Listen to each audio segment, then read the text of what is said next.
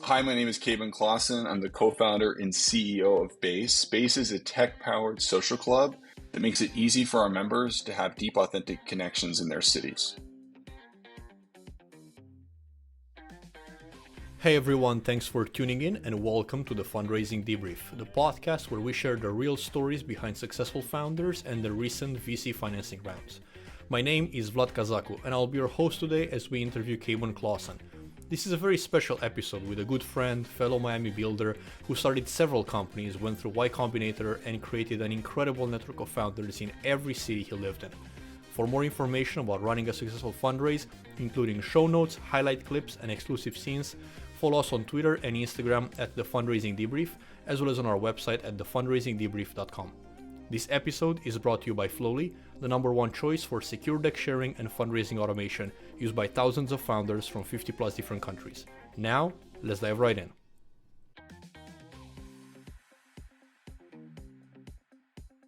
Kaben, super excited to have you live on the podcast. Been a good friend so far and been really helpful in our own fundraise as well. So really excited to be here debriefing your successful fundraise with our audience. So just before we even begin the debrief, I just want to take some time to get a chance to know you a little bit better and know Base. So can you give us a little bit of background on who Kaben is and what do you do at Base?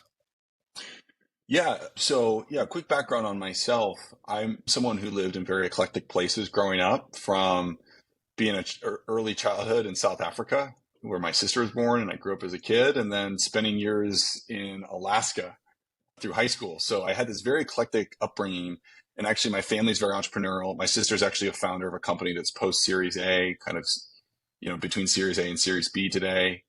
So entrepreneurship's kind of been in our DNA. I started my first company in 2015, a company called True Public, and I've since gone on to start two more, the most recent of which is Base. Really, Base is really the modern social club, and it's needed at this time more than ever because, we're living in an age where people are more socially isolated than ever before. And the reasons are multifaceted, but a big catalyst of this is remote work and people now being so siloed and even the way they work. And within a city structure, there's so many things happening around you, different activities, concerts, bar scenes, all types of things. But a lot of these places are places to go with the friends you already have. And it can be very difficult to meet high quality people in your city. And at Base, we really make it easy for people, right? We just, in its most basic sense, we make it really easy by putting you at the right table with the right people, with the right conversational prompts, a phenomenal meal, maybe a little bit of surprise. And that's kind of the core of what the business is. My role at Base is really around a few key things, right? Fundraising, something we're going to talk about. I think that's always a role of a CEO. Recruiting, casting an overall vision, right? But also in the early days, I'm our part-time designer. I'm our part-time HR head. I'm running our growth partnerships. I'm in charge of member perks. I mean, early on, right, you wear a lot of these different hats. So I think the main way to think about my role as we grow is, in a sense, being the high-level vision of the product, being very close to the customer. Every single day, I'm trying to talk to at least one or two customers, either learning about their experience or talking to potential new customers and learning about their pain points. And those are some of the main areas I use my time. Increasingly, though, as we think about scaling and growing in other cities, we've had a phenomenal start to the business. It's going to be a lot about recruiting and thinking about how do we take a concept that's really working in one city, Miami, and actually scale it to another city, which in some ways can be, we think it can work and we think, it's going to be easy in some sense, but in other senses, we need to really nail that aspect of the business for this to actually be scalable. Absolutely. I can definitely attest to the value being created here in Miami as a proud paying customer of Base. But gotta love that. Right? That. You're our favorite member. Number one. I really appreciate it, especially you said it live while we're recording. So you can never take that back. But really curious to understand through your entrepreneurial journey. You founded 3 companies at this point, and all of them touch in a different angle this aspect of community. And as a person who've lived across multiple cities and countries, I'm curious, how do you approach, networking and establishing new relationships in new cities, and how that kind of fine-tuned your fundraising strategy as a result of that?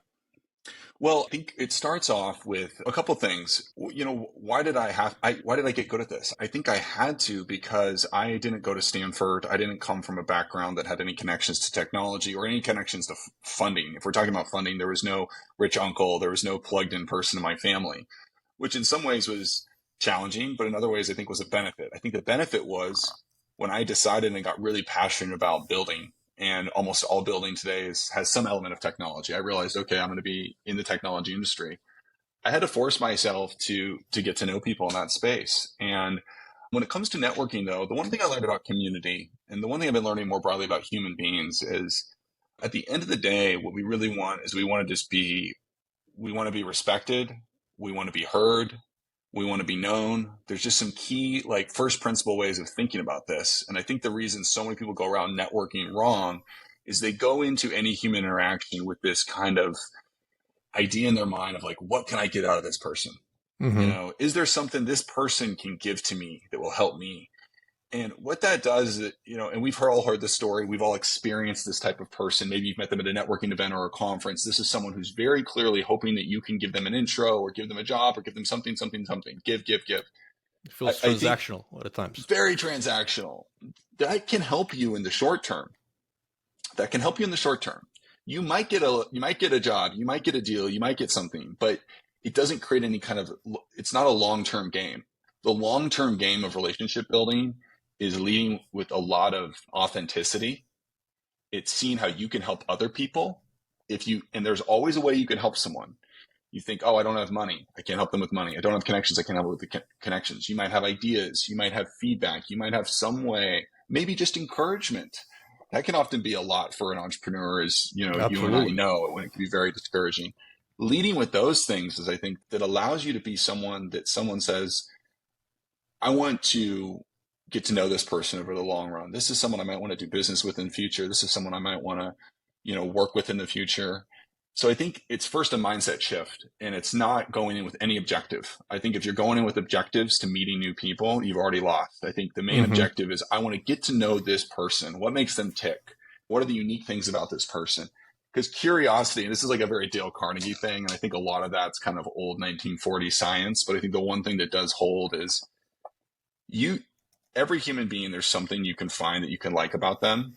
If you can figure out what that thing is, or something you can like about them or learn from them, and drill on that one thing, you can find a commonality, no matter how different they are. You could be a northerner from New York, and you could be down in Mobile, Alabama, meeting with a southerner. There's some area you can find. I think the focus is on finding that versus, who do they know, or some weird thing that a lot of people seem to do. I really like this, and I like what you mentioned about like the authenticity, but also to some extent not leading with an objective. And I'm curious now, kind of switching gears into the fundraising debrief of your recent round, how do you commingle the two, authentic relationships without an objective when there is a fundraising objective? And this is the big question, like, how do you build those connections? Well, this is a great question, because this is something I was very wrong on when I was younger. I mean, one of the things I sometimes go back and I've been lucky enough to go back to my university a couple times and talk with the students there, and they've been like, hey, how do you get funding? The big thing is, when you go out to raise money and you're a first-time founder, you're going to have to do that friends and family type round in many cases. Well, do you have family that can help you? Okay. Do you have friends? Well, if you don't have those things to get you going, even if you do have those things, you're going to need to meet other people that can help you. The key is thinking ahead. Now, that's not the case for all of us, right? Maybe you need to close a round. You don't know these investors. That's okay. But I think the first thing would be like, always be thinking ahead, right? The best time to meet an investor is not when you need to raise money. That's the worst time to meet an investor. You want to get to know them. You want them to get to know how you think about problems. I think it's the number one thing, right? You want them to know you're someone who likes to learn, asking questions, not fake questions that make you look smart, but actual genuine questions that you actually want to know, and building a relationship with them and letting them see how you think about problems months in advance of needing money. But let's say, okay, you have to talk to an investor today. You've never met them. I had to do that in many cases. Many of our investors over the years have been people we just met for the first time on a pitch. Now, on the pitch, I think you can create authenticity. I screwed this up when I was younger fundraiser. I was so bad at it. The only reason I was able to close money is from pure passion, but my technique was horrible. And the problem was I was going into my investor calls trying to make the investor like me, Kaben, the person. Now, in normal life, you might want people to like you, but actually, I think in both normal life and with investors, there's kind of this thing that holds true, which is if you come on trying to make someone like you, it can feel a little like you're being sold in a sense, right? The investors are not looking for a friend. If they were, they'd join base, right? They're looking for a great investment opportunity, and they're really looking for a CEO and a team that they can partner with their capital and your effort. And really, I think you don't want to come across like this chummy style. I killed that style. My style in our most recent raise, which is the style I'll always use, is radical authenticity. Because what I'm trying to form here is a business partnership, and I think when you come in with that college kid mentality of, I'm going to impress this investor with my fancy answers and I'm going to have an answer for everything they ask, I think that's a huge mistake, right? Or I'm going to make them really like me, or I'm going to, Bob, you weren't fishing in Colorado? Well, I went fishing there too. Like, people try to find those commonalities with people in real life, but like in investor conversation, not so much. I think what they want to know is they're sitting across from someone they can partner with. And the number one way to feel like you can partner with someone is you can trust them. How can they trust you on a pitch? A couple ways I learned was tell them what you're actually worried about with the business too. A good investor will hear the good and the potential in the business, hear also the concerns and the challenges, and they can right size them. I think it's a flaw. A lot of founders are like, I'm only going to tell them the good stuff. Well, guess what? Every business has bad stuff, including yours, including mine. Every business has bad things, has big challenges, has monsters you have to kill. Let them know the monsters you're about to face. Hey, Bob, here's why we think this could be $1 billion type of business. Here's the big scary thing we have to destroy. Now, if you tell them what that thing is, now Bob, the investor, can go, okay, is that something Vlad and his team can overcome? Is that something that Kaben and his team can overcome, that monster? If you don't tell them the monster, they come up with their own monster in their own head, and they think you don't know about it. So they think you're actually kind of stupid because you don't even know the big problems with your business. So it's that authentic approach, not trying to be liked, just be, and it doesn't mean be rude or anything, right? Of course, you're friendly, you're gracious, you're humble, but you're presenting them a business opportunity. This is not a prize where they're giving you money for some prize contestant. It's a business proposition between two parties. Absolutely. And I think it's a very fine line to walk between radical candor and authenticity. And you said towards the end, accidentally or willfully being rude or quote unquote an asshole. I'm not sure if we're allowed to say this or not on live, but we've seen this before. We've definitely seen this before with founders who are coming in, quote unquote, full of themselves, cocky. We're, as founders, much more than investors, and we're in the investor role, which we've been until a few months ago, right there on the other side. Sometimes we those founders which are like, why am I even meeting with you? I'm curious, how are you approaching that? And maybe the answer is radical candor and authenticity of establishing and maybe moving away from this dynamic of power, right? Like, who actually has power in that conversation? Is it you? Is it the investor? Are you trying to speak as an equal? Are they trying to do the same? Where do you see that interplay work out? It's a great question, actually. I see it work out in the sense of the wrong way to do it is to think of the investor as your boss, right? They're a business partner, which is a different way, right? They're probably more senior than you, right? They've probably seen more things. They've certainly seen more companies. They've certainly seen more battles, as it were, right? So there's a lot to learn there. My hunch, based on the real world feedback I've received, is the best way to deal with the candor in this case is to let them into your thinking and your problem solving a little bit more, And I think the problem is a lot of people talk about the solution and not like the thinking around the solution, which I think can help accelerate a conversation with an investor. That's basically, instead of saying like, this is our plan and this is the thing we're going to do, it's letting them into your process. I think can help them make a faster decision around you and understanding how you think. And then the other thing on, are we on equal terms or not, is a lot of founders I know have this fear of these investors. Will they pick me? Will they pick me? Will they pick me? If you really believe in your business, and it's hard to do this at times, you need to get to we all believe in our businesses, but we all have doubts as founders. But when you talk to an investor, I think that belief side has to come out more. And you have to remember, you're giving them potentially the deal of their lifetime. Okay. It's not just like they're helping. Like, I think a lot of founders think, oh, the investor needs to pick me. It's like, no, no, no. That investor picking our company, I certainly believe this right now with this business, they made a great decision. And we actually gave them an incredible offer. So the investors, yes, they might have more experience than you, things like that. They need founders as much as we need them. It's a very symbiotic ecosystem. So in a sense, I do think it's equal but different. Mm-hmm. Well, equal but different. I think this may be the subtitle of this episode. Just want to bring it down for a second Yeah. to the process. I want to talk some numbers because I think a lot of people are curious, especially first-time founders getting on this journey, getting a little bit more details about how the round actually came together. So first of all, you raised a pre-seed round for base. This is the first round of outside capital. First round, $500,000. That's all we Fantastic. need. That's all we needed. We had a couple interesting dynamics that I think are useful to know. We were raising this round in early 2023. Mm-hmm. This was and remains still a very challenging fundraising environment on a macro level. Our business base also faced a lot of skepticism from investors in general. Another thing I think founders should know is if investors don't like your business, you cannot take that personally, right? You have to also have the empathy for the other side of the coin. I think it helps you process things better. You got to understand a lot of founders, I think of the investor as like they have this tons of money and Mm-hmm. they have money to just play with. Well, in most cases, it's not their money. It's the LP's money. They have investors and they have stakeholders.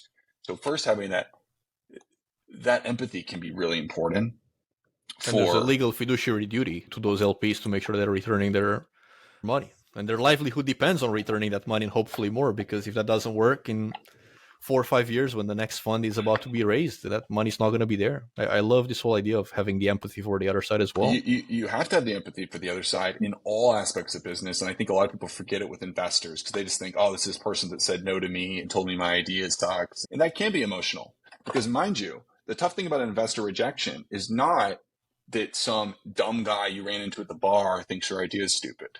The problem with investor rejection, not all of them, there's some investors I don't respect their opinion, but there's many investors who think my company is not going to work the way I told them it's going to work. And I respect them. And now I respect them. I still think they're wrong, right? And it's a weird kind of mental place you can have to get to where you can still respect and empathize with the other side, but still think they're wrong, right? I think that's pretty important. How our round came together, though, was important because we had a business with a lot of skepticism. And it's not the answer most founders would want to hear, but I don't know if we complete a round in that environment, in that situation, without actually getting customers using our product and loving it. Mm-hmm. I mean, the way we got around done is we had people using our product, revenue was growing, and people freaking loved it. And that seems rather obvious, but a lot of times it's like, let's go out and raise. You almost want to be very targeted in how you spend time. Usually you want to be fundraising all out, right? Like a lot of recommendations that I subscribe to are like block a month, block 2 weeks, like get all these meetings stacked up and then try to get this thing closed, create some FOMO. These are all just like good mechanical things of a great fundraise, but really making the business better, having some key learning, having some key revenue insight, having some key customer, prove it more along the way is one. Two, then what we did was we ran a really tight CRM process. So like we built ours in Notion. We put a lot of names in there. It wasn't a one man effort. Both Natalia, my co-founder, and my other co-founder, Ricardo, although I was the one doing all the pitching of the business, Natalia did join me for a few pitches. They were also assisting in the fundraise, by debriefing with me, by being an emotional support. And if you are the one as a founder who's fundraising, you should be looking to your co-founders to support you in that raise, even if they're not the person who's actually pitching themselves. Once we got that lead, everything came together really quick, Vlad. It was like they took up most of the round. And really what it took here was, if I think back to our raise, it was on the first call sharing a lot of passion and a lot of vision. And I think no matter what, when you first interact with an investor, you have to make an impression on that call you have to cast a big vision if you believe it, right? If you Mm-hmm. believe in the big vision, you got to go for it. You got to risk even sounding silly at times, telling them what you want to do. One, then what we talked about earlier, that authenticity, showing them some areas where you're not confident. Don't have an answer for every question. Something my sister I think is good at is sometimes she'll just say in a fundraising pitch, actually, I don't know the answer to that. And she might respond with, I don't even think it's the right thing to know the answer to. Okay, that's a little risky to say. Or, I'll get that answer to you and get back to you on that. Those are a couple ways to think about it. So getting that investor who had the big vision, then creating the authenticity with him of, okay, this is someone I can trust, and then really updating that person with our progress was what allowed us to get it done in this round. I Mm-hmm. do notice that my worst fundraising round was my first company, and it was hell. This fundraising round was like, I pitched 113 people, many of them multiple times, endless no's, some no's that aren't even like just no's. They're like, not only no, but like definitely no, like they really don't like it. And it's so emotionally trying. And I think the problem I did then was I didn't run as good of a process in So hold targeting. on a second. Was Yeah. 113 for base or was No, 113 for the first startup? this is a previous company. This is our Got it. second fundraise. We're going out to raise our kind of C plus at that stage, Okay. $2 million round, and just a slog. And the reason is although the market was good, our business was not hitting numbers how we wanted to. We had some cool signs. We were able to raise that round, but we wasn't hitting things like we wanted to. The process was not ran well. I cannot stress enough. Pitching is exhausting. Do not count a 30-minute pitch call with a VC the same as you would count 30 minutes of knocking out email or 30 minutes of working on design or 30 minutes of doing something else at your startup or talking to a customer. It's a performance in a sense because your adrenaline will be higher. You have a moment in time to give some information to someone. It is a more intense moment. And if you take meetings with people that have a very, very low probability of investing too much, you do two things. You exhaust yourself and you potentially discourage yourself and your team because you'll get more no's. I do recommend early on, Vlad, that people go out and do some crappy pitches. Mm-hmm. What's a crappy pitch? You pitch a real investor, maybe someone you know, maybe someone you don't know, someone who's willing to hear your pitch, who you think is a low probability of saying yes. And you learn because they're probably going to tell you no, and they're probably going to tell you why. And then you get very targeted on picking a few select firms, getting them in your CRM, researching them closely. And when you hit them, you need to be dead set on why us, why now, and also why you. Why are you the investor, the right investor that we want, which is the other one to think about. So I know there's never a magical number, right? But I like to also put a little bit of nuance on the actual numbers behind the successful fundraise, right? So first company, second fundraise, 113 different calls, a lot of rejection. A lot of And rejection. we're going to assume that a lot of people are going to say no. Fundraising is hard, right? Yep. Now coming into base, what was your initial pool? What did you start with top of the funnel? So top of the funnel, we started with 25 firms that we believed would write a pre-seed lead check. Okay. And were interested in consumer. We first went after those firms. And I think the way to do this is just my gut on it is you pick some target firms and then you pick some people that you might not be target firms, but you might be a good angel check or someone can get the ball rolling for you is a good way to think about this. Maybe you have a connection or two that can write small checks. It's good to get the momentum going. You pick those 20 firms. What you'll find, though, is through the process, this is why you want to run this process really tight. You want to get a lot of people. As you talk to investors and other founders, you'll learn of new names you hadn't heard of. You'll start adding those to your CRM. The big key is who's introing you, right?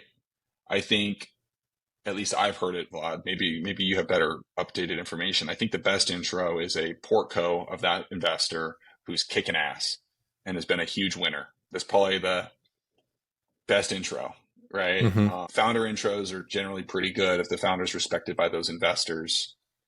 So we would get the target firm and we try to figure out who do we know who knows someone at that firm. So we add in names to the CRM. And this was more of running that process. And what that allowed us to do from a process standpoint was keep everything organized, stay on top of leads, always look for good ins to certain venture funds. But also it kept us from getting discouraged in a weird way, because you want to get this list built out, because you're going to get a lot of no's, especially early on. You'd be surprised how crappy your pitch is, even when you think it's good. Starting point A versus 2 months later, ending point B, it does get a lot better. I think it's also important to realize that as part of your target as well. Absolutely. I feel like in our experience was at the end of the fundraising process, we're like, this is the deck and the pitch we should have started with. But I'm like, it's always just that way. Now we're not pitching anymore, right? So like, what are we doing? And I've had some bad decks, man. I've made some of the worst decks. Like, I think I'm actually, look, I don't think I'm the worst communicator in the world verbally but decks are a different medium. It's like a different art. If a founder's not phenomenal at building a deck, definitely outsource the design and structure of that. And that's one area where I think a lot of people, including myself, have bombed by making it overly complicated, by focusing on design and not message. A deck is a teaser document. We use Notion. We use Notion for an investor memo this raise for the first time. I've never done that before. I like that because it shows the investor deeper thoughtfulness about your problem, especially the pre-seed. And also, even if the investors don't fully read it, it's good for them to see that, wow, this team has put in a lot of thought to this problem and a lot of thought to their solution, to the competition. And I think if I was an investor, I would definitely want to see an investment memo. Absolutely. I can definitely confirm that from both sides of the equation. Obviously, as an investor, receiving investment memos shows such ideally, depth of vision and clarity of thought, right, about what they're building. Sometimes doesn't, but that's also a great sign, right? It gives you another data point. And as a founder, to say no. But again, you kind of have to shoot your shot, right? Like you can't, fake what you're not, right? So like it's better to do it and just offer an additional data point of what you can do. And as a founder, we did write an investment memo this round, and it actually did create wonders, not just for the investor, but also for us, because we forced ourselves to ask the question that all the investors were asking, and in return, getting the answers that we're going to need when we go live, maybe in the first pitch, maybe in the second pitch, before we even send the memo to prepare for that. So definitely, absolutely. It's great for internals. Doing the Y Combinator applications the same way. Like, some of these things are just good for you internally. We do monthly investor updates that are actually quite in depth, much more in depth than our investors would expect. They're not for our investors primarily. They're for us. It's great accountability. These are things I learned later on, not with my first company. My first company investor updates, they were crap because I was thinking more like, okay, these people are watching us. Let's give them enough information to let them know what's going good and bad. But the truth is, it was a lot of fear. I think the best standard is to be like, we're sending a monthly update, super metrics heavy, no BS. If things are going bad, you'll know. If things are going good, you'll know. Because look, the truth is, if the company's not going well, better just to have it out there. The uncertainty of let's not tell them everything that's going bad. That is a bad instinct for founders, not just for the investor, but for the founder themselves. Don't carry that stress internally. Get it out there. I know that's not on the fundraising topic. That's more on post fundraising, but I think it's important. It is. And I actually had a question prepared for you running investor updates. So let's run with it now, because I think it may be very relevant for a lot of people, which is, who is really on the investor update? Are you leveraging that as an internal tool, as an update tool, or as a fundraising tool for your next round for people who have not invested in your current round?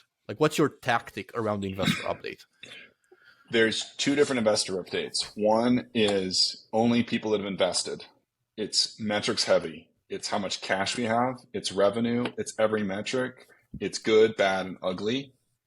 It's a lot of bullet point responses. And then it talks about new initiatives, and it talks about customer learnings. I think it's really important to early stage of the company. The most important thing is not just even revenue. It's honestly how fast are you learning? What are you learning? So we share all those internally. We want to know those things out publicly. There's a second update, which we haven't launched yet. So we're thinking of a 2024 seed raise. That's what we're going to do. We could probably raise it this fall, but we're going to push a little further. That's what we strategically decided for a number of reasons. We're going to approach that a little differently this time. We're going to have earlier conversations with investors we really like, some of which who know us, and we're going to start to release not a monthly, but a quarterly kind of for people outside, or a periodic. It might not even be quarterly. It might be 2 months from now and then every month for a while. I don't know. We'll see. But I absolutely think there should be two. One that's internal, that's very much nitty gritty of the business. And the second one that's external, that's giving them a taste of what's going on. But I'm not sure, Vlad. I mean, I think that's one area that I'd be curious to learn from future podcasts and yourself. And because I do like the idea, instead of just a big investor update to a ton of people, being hyper targeted even ahead of the round and trying to talk to some of those investors over Zoom, like 6 months before you have to raise, and be like, hey, here's where we're at. Here's what we're learning. Here's what's working. How are you thinking about the space? I think those calls are very fruitful. And I think there's two sides of that coin. And unfortunately, both sides, high positive and high negative. On the side of being more transparent with prospective investors after the first round can give them that additional data point and continuity, right? Like everybody says, investors are investing in lines, not in dots, right? So they're trying to connect those dots, make a story around you between this round and the next round. But at the same time, there's enough rotten apples in the VC ecosystem that may take that information, send it to a portfolio company, a competitor, etc. So there's That's that the all concern. right, that barrier between how much you share that's beneficial to you and how much you share that's actually completely detrimental to you. So, I like sharing to investors only. I mean, if my gut is it's sharing metrics to investors only, if you're doing something more outwardly facing, I think it's more of a stakeholders message that's talking mm-hmm. less about metrics, more about features that have been released. City expansion would be a great example of something we could share, right? It's not sharing metrics with our competitors, but it is sharing a significant business progress and a lot of things like that. It's an open question. I think it's a good one because, you'd hope that most people wouldn't be disingenuous like that, but we see those things all the time. I mean, It happens. it's we're in a capitalistic society. I mean, it's the arena in a way. Indeed. And I think the TLDR there is be comfortable with whatever's more open in terms of an investor update to become a PR release and be put on LinkedIn, right? And if you write it in a way where you're okay with that being out in the wild, you're never going to be caught off guard with what's inside it. That's a good instinct for everything. I mean, any email I write, I would be okay with having it in the New York Times. Just as a general rule, you want to be thoughtful about communication. There's obviously some sensitive things that you have to talk about, but absolutely, as far as that, we're quite careful. I will say it creates a lot of trust with your investors when they know you're consistent with updates and you're consistent with good and with bad. Because then what happens is you're going to go raise again. People are going to do due diligence on you and they're going to say, Mm-hmm. hey, what's the deal with Vlad's updates or Kaben's updates? Or what have you been learning about this company? And they're going to say, hey, these guys or these girls, they're doing a great job. They keep us posted, good, bad, and ugly. These people shoot straight. That's going to go, I think, a long way when you go to that next relationship, if there's that context. Absolutely. And I don't want to make too big of a pivot, but I do want to touch upon two topics before we wrap up the podcast on the fundraising debrief. One of them, which is really important, pretty much top of mind for everybody since 2020, in-person versus virtual during the fundraising process, the ability to actually build a relationship with someone and explain your vision, your point of thought, etc., in a digital setting versus being able to have a handshake in person and a PowerPoint presentation in someone's office. How have you seen that dynamic play out in your fundraise? And most important, right, how did the story of your lead come together? Was it virtual? Was it in person? Was it a warm intro? Was it a portfolio founder? How did you find that, golden egg? Yeah, it was actually a friend of mine on Twitter who makes a lot of intros for consumer companies named Alex Kwan. He's a great founder of a company called Pearl. He made the intro. So it was through another founder. Mm-hmm. He had to personally jive with the idea. So along the way, you're going to be selling people who then go risk their social capital. Social capital is an interesting concept for everyone to be aware of, which is like this idea of like, if Vlad wants me, if I want Vlad to introduce me to, Sarah, Vlad is, taking some of his social capital and he's spending it on me in a sense. And that's something you're going to learn. And that's another good quick aside, Vlad, is we need people, like founders need to know each other in a fundraising process. I think the big thing a lot of founders miss is knowing a lot of founders is secretly one of the best ways to get a fundraise round done. Like that is something I see time and time again. We got introed through the friend through Twitter. It was all over Zoom. You know what? I had my mind changed on this. I really did think in person was going to be the best way. And actually on company building, I'm more of an in-person person than a remote person, frankly. I probably lean that way, especially early stage. But frankly, I think you can build a lot of rapport on Zoom.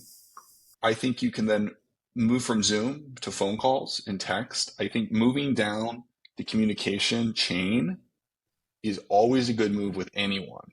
Getting them off email to text or to calls. Get off Zooms to calls, get off calls to text.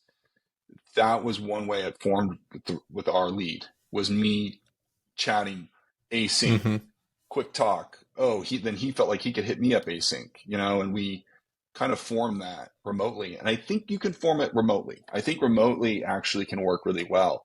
I think the one key is how you behave on a Zoom. I know this is a weird thing for me to say, but I think a lot of people behave on Zoom like this. They're like, hello, I'm here. I'm ready for the meeting, ready for my pitch. It's like Zoom, you would never act like that in person. You know what I mean? So in a sense, I think one of the main ways is make Zooms more casual with investors. Lean away, look at something, show them something from the company, make it more interactive. I think that creates more rapport than the very formal setting, right? So that's a small aside on just Zoom etiquette. I think we can fix or improve. No, I mean, right. It's the breaking the ice, but in a digital context, right? Yeah, exactly. I mean, being comfortable, creating a space where the other person also feels comfortable and at ease, because when we let our guards down, information can actually share between the two individuals, and hopefully your message is going to be better listened and understood on the other side. Yeah. And, be concise. I went through Y Combinator in a previous company, and the biggest thing they would hammer into our heads was this has to be explained simply.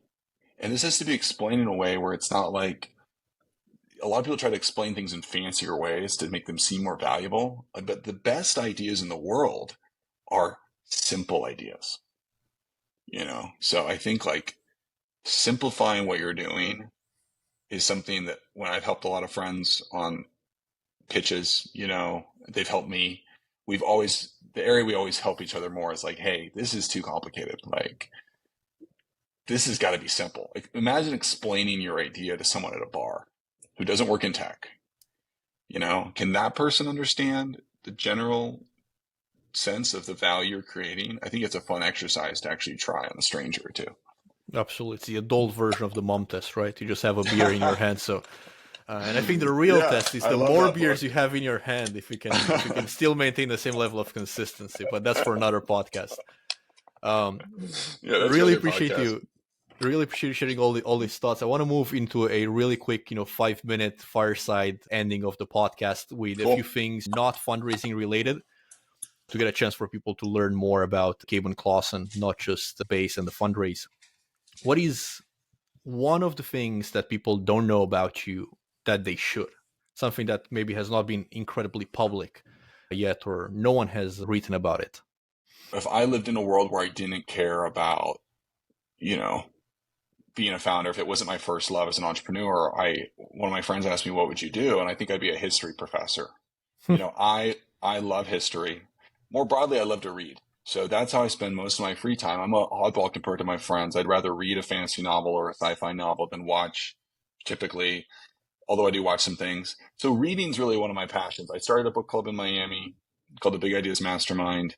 We read excerpts of books and we debate them left and right. So in addition to reading and learning a lot, which has been something I've loved from being a kid, I grew up in a very bipartisan world.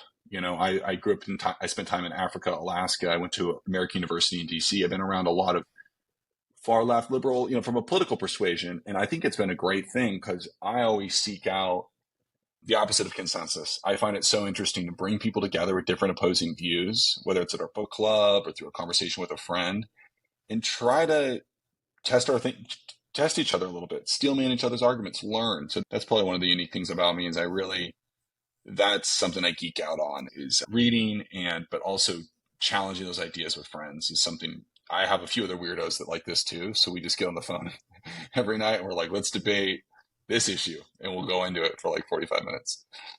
Great answer. So I'm really curious for your answer to the next question, which is like, who do you look up to the most? A couple people. Naval Ravikant is one. He's an investor, Silicon Valley veteran. I think his views on life are very balanced. He's someone who's not saying, hey, go be a monk, in India to find happiness. And he's also not saying chase the hedonistic, what do they call it? The hedonistic turnstile of always looking for more and the next and the next and the next. I think he has a great balance on what it might look like to not just have a successful life in a monetary perspective, but have a successful life in a more holistic perspective as a human being. So I really recommend The Almanac of Naval Ravikant. That is a book you can buy. It's really interesting. I am also inspired by rags to riches stories. I'm reading Martin Luther King Jr.'s biography right now, and I find a lot of inspiration in communities that have been, that had more of a struggle, because I think as entrepreneurs, we're so against the odds on things. I think there's some, that can be in a more inspiring story. Oprah comes to mind. Mm-hmm. She picked herself up from such humble beginnings and then became such a master of her craft under such trying circumstances. And she's dipped into so many areas and aspects of the world. I find her to be one of the most interesting people out there, in addition to Naval. And I'm sure there's a number of others I could think of, but those two come to mind. Awesome. And last but not least, who are you grateful for? Who do you want to say a public thank you at the end of this podcast? Fundraising related or not fundraising related? Well, fundraising related, I'm really grateful for my co-founders first, because fundraising is trying on the person pitching, but there's a different kind of challenge to your co-founders who are not pitching, which is, holy crap, are we actually going to get the money or not? They don't know. I mean, so I think that they were incredibly supportive. That's awesome. Number two, my parents raised two kids. Both of us are entrepreneurs. I think that came from the fact that they didn't say, like, they didn't put us in this ego state like you're the best or you're the smartest or anything like that. In fact, quite the opposite. What they did do is they said, look, if you put in the hard work and if you get better and you learn from failure, you can do anything. So I think they gave us that courage to go try and potentially fail, which as entrepreneurs, we're all facing the real possibility that what we're dreaming about might not work out, which is, I think, what holds back, tens, if not hundreds of thousands of more people that wish they could be an entrepreneur, but never have the courage to kind of make the leap. So I'm grateful for them for helping me make the leap. And beyond that, I'm not grateful for a person. I'm grateful for a city. I really think Miami is one of the most phenomenal cities in the country. I think when we look back on American history, the 2020s will be defined by Miami, disproportionately so to any other city. And I think that's for a few reasons. There's just the enthusiasm and optimism of new people coming to a city, the intellectual diversity we have in being a purple city in a country that's very blue and red, a city that has Latin culture, European culture, Southern culture, all colliding. I think that's pretty interesting. So I'm grateful I'm here and not elsewhere. So that'd be my last one. Fantastic. What a great way to end the podcast, Kaben. This has been an amazing pleasure. Generally, really, really much appreciate you joining us. And I know that the people listening to this are going to get a lot of value out of this conversation. So generally, thank you so much for joining us. Thank you, brother. This was fun. What a great conversation. If you enjoyed it, make sure to like and subscribe to our podcast and be on the lookout for a new episode in 2 weeks as we interview another amazing startup founder and debrief their successful fundraising story. This podcast was made possible by Flowlie. If you're currently fundraising or planning to do so in the near future, create a free account today on Flowlie at flowlie.com. That's FLOWLIE.com. And get access to an investor database curated just for you and powerful deck sharing capabilities with advanced access and engagement tracking. Are you ready to take your fundraising journey to the next level and join thousands of founders across the globe who use the platform every single day? Find the discount code in the show notes and sign up today. That's it for today's episode. See you next time.